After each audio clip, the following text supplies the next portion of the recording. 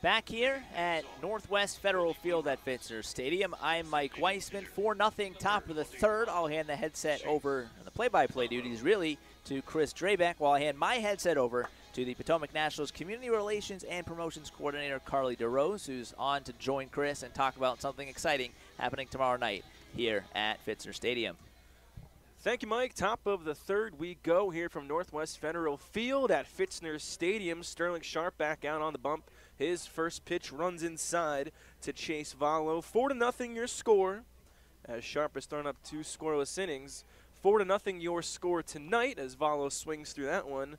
But let's take a look at tomorrow night. It's been a big week so far at formerly Pfitzner Stadium, now Northwest Federal Field at Pfitzner Stadium. We've had the naming rights as Sharp provides one more strike in there against Vallow. We've had Anthony Rendon, and tomorrow night, history in the Carolina League, and we have the pleasure of hosting it when the Salem Red Sox come to town. Sharp comes home and gets a swing and a miss, his third strikeout of the day. He sits down Vallow. He leads the league in strikeouts. He'll continue that, and 1 out here in the third. So tomorrow night, as I mentioned, the Salem Red Sox coming to town, and they announced today that their on-field host, Susie Cool, is going to join the broadcast. She will become the first color commentator in the history of the Carolina League. First pitch to Sharp misses inside, and for that, we decided to bring on Community Relations and Promotions Coordinator Carly Derose to, as I said, talk about one of the biggest promotions we've had so far this season.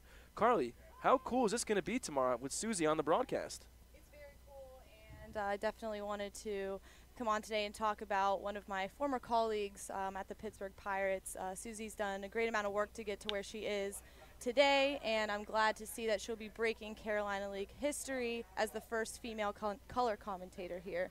So I'm very excited for her. Shout out to Susie Cole. That one's ripped down the line by Angelo Castillo, the second hit of the night for the Blue Rocks, the first extra base hit. And you mentioned former colleague, so another reason beside being a promotions coordinator, another reason beside to bring you on is you have a little experience around the mic yourself. Susie being the on-field host, you filled in for our lovely on-field host Bree earlier this season. So you've been there, and you guys actually spent some time with the Pittsburgh Pirates organization doing some on-field hosting? Yeah, absolutely. So Susie, she was a ball girl and did some filling in for our usual on-field hosts. And I did get an opportunity to kind of do the same thing. I was on the Bucko Brigade, the in-game promotions team for a while, then dipped into the ball girl a little bit and on-field host for some of our games. So it was very exciting. First pitch there to Court Peterson as the lineup turns back over to the Wilmington right fielder. Sharp gets set with an 0-1 count. Castellano leading off a second base. Pickoff play is on. The tag is going to be barely not in time. That was closest to being the most successful daylight play I've seen this season. But back towards tomorrow, so we mentioned Carly getting a chance to work with Susie, who, again, making history in the Carolina League. Currently, there are 3 active female broadcasters in minor league baseball. Kristen Karbach with the Clearwater Thrashers, Emma Tideman with the Lexington Legends, and Melanie Newman with the Frisco Rough Riders. This one fouled away by Peterson. So with her making Carolina League history, that'll be the 4th active broadcaster. And I know you mentioned it, but just getting to work in baseball yourself, getting to work with her, I mean, what do you expect from her? I know she's going to kill it, and it's great to see her stepping up. She reminds me of Jessica Mendoza, who's a huge role model, being a former softball player, and now is broadcasting for ESPN. So Susie's just putting her name out there and being another strong woman in the sports workplace. So I'm very excited to see her, be a role model for future women who want to do the same thing. 0-2 here. This one line past Sagdahl into right field. Soto fields it quickly. He's going to let it fire all the way to the plate, actually. Yeah, that's a great spot to hit the ball. When you have runners in scoring position, you definitely want to take the ball the opposite way towards right field. So great job by him. Great call there as Peterson rips it into right field, turning on the ball nicely, as Carly mentioned. Carly's, a former softball player yourself, played collegiately at Slippery Rock University, right? Absolutely, yeah. I was a pitcher all 4 years, started, and actually yesterday marks the official year since I've stepped foot on the mound. So it was kind of nostalgic and a little bit upsetting, but, it's good to be on the other side of things here in the sport industry now. I'm sure you certainly miss being on the mound, as you were for 4 years at Slippery Rock. This one hit off the nubs right there. Sagdahl goes to field it with a bare hand. He can't make the play, so the run will score. He flips to Sterling Sharp, who was covering on the play. Good heads-up play by both Sagdahl and Sharp. That'll put the Blue Rocks on the board. 4-1 is the score. And that kind of lends perfectly right there. You know, Carly, being a pitcher yourself, those PFPs you do in preseason, you know, if that was Carly Derose in the mound right there, what was that play looking like? How did Sterling Sharp fare out as a defensive pitcher?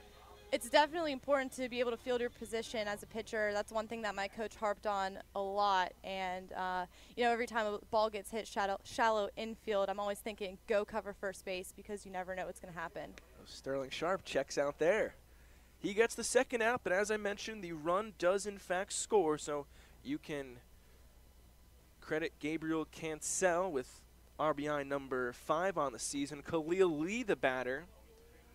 Sharp misses on the first pitch. 1-0 is your count. 2 outs here, 4-1 game at Northwest Federal Field at Fitzner Stadium. Lee, a big swing and a miss there as Sharp evens up the count 1-1. Well, so far in this one, plenty of offense for the Peanuts. The Blue Rocks adding in as well. And Carl, I'm not familiar with you know, college softball. Did you get the bat at all as a pitcher? I did actually have a few at-bats my freshman year, but it's pretty typical for pitchers to only be a pitcher. You always have a DH in there who can definitely get the job done a little bit better, so I was a pitcher only. Okay, so the Peanuts need you for a guest at-bat, you're out. Maybe. We'll see.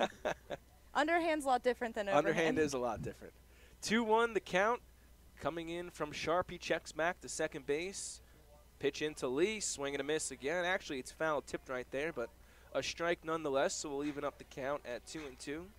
Once again, the Salem Red Sox coming into town tomorrow for a 3-game series. The first time Salem has come to Northwest Federal Field at Fitzner Stadium, as Susie Cool will be making Carolina League history as the first female broadcaster.